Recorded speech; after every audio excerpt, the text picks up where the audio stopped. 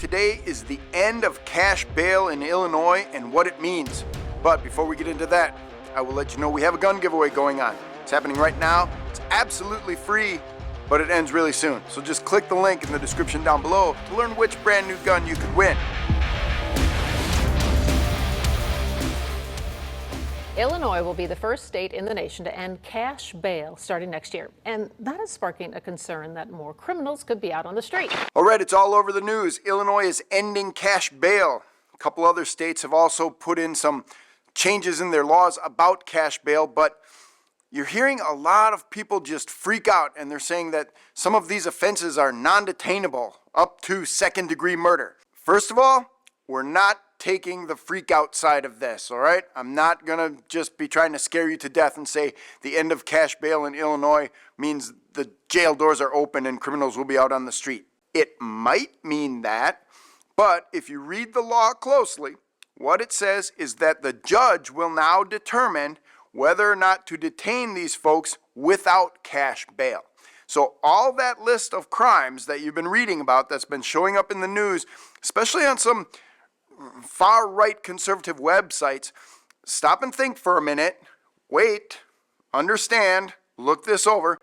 What it says is that the judges will have roughly about 48 hours to hold a hearing and decide whether or not the person who is accused of the crime causes a danger. There are some very specific laws that, yes, they already know cause a danger, things like stalking and domestic abuse and stuff like that. The judge will then be able to hold those people, order them held, without bail.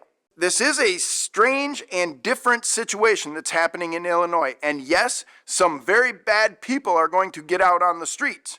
Understand that, because the law says that they can't hold for cash bail people who have committed crimes that could otherwise be punished by probation. Well, most of the crimes in Illinois, up to, like second-degree murder and some other things like that, have an option for the defendant, for the person who is accused and convicted, to be sentenced to probation. So it's a very complicated and convoluted law.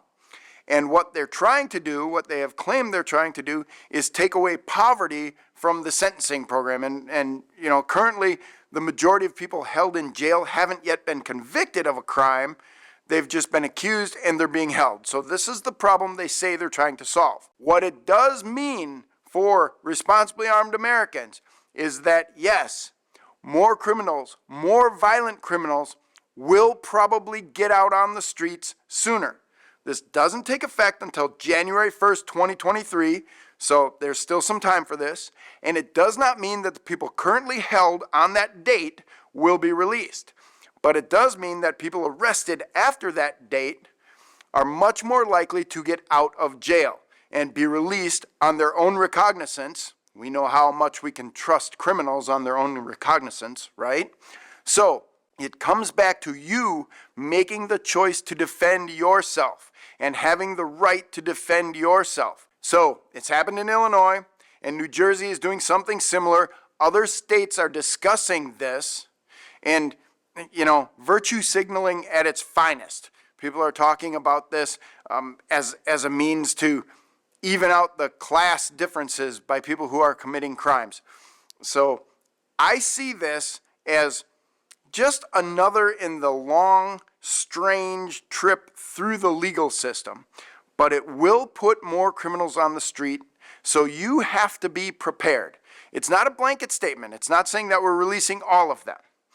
Read the law closely, don't overreact, but as always, be prepared. The idea of self-defense is that you need to be armed, trained, and prepared to defend yourself. This law is currently changing only in the state of Illinois, but it may happen in other places. So, understand this. Criminals are getting more opportunity to get out of jail in Illinois. It's not a blanket protection for them, but more criminals will be on the streets. You need to be prepared for that. You need to stop and think, what training do you need? What preparation do you need? And how can you best protect your family? You're pulled over by the police and you're carrying concealed. Do you need to do anything special in this scenario?